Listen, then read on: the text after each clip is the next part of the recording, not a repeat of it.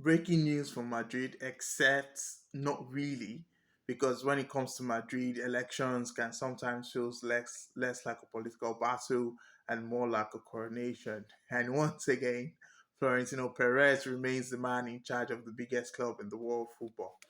Now, here is where things get interesting.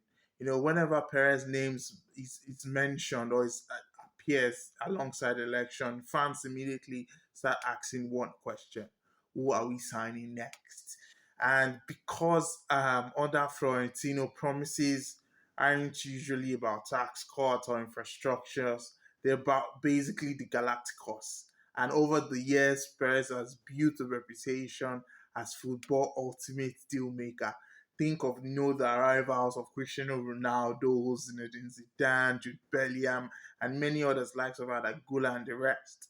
So whenever his position is confirmed, the transfer rumor machine immediately shifts into overdrive.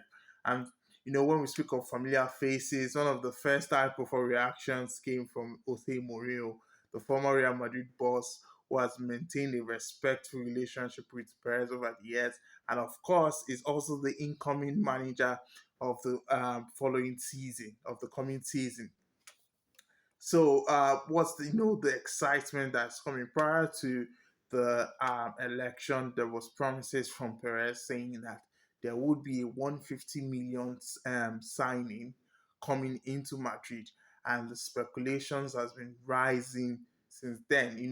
Lots of it. Michael Olise, has been like the top, topic, the hot topic. There's been exchanges between Madrid and Bayern Munich. Bayern Munich president is saying they're not going to sell Olise even for 200 million.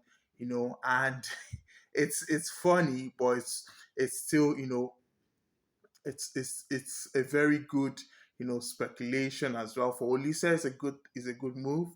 For Madrid is a good move. For Bayern, not so good. So that's why there's been this back and forth between both teams.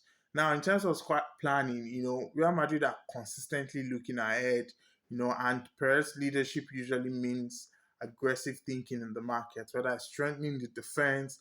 If you look at the likes of Konate being brought in and being signed until 2030, Rudiger being also signed, given a contract extension until 2027. You know, is Madrid thinking of adding depth or pursuing the next global star? And as of this morning, we're hearing that 150 million signing might actually be Julian Alvarez.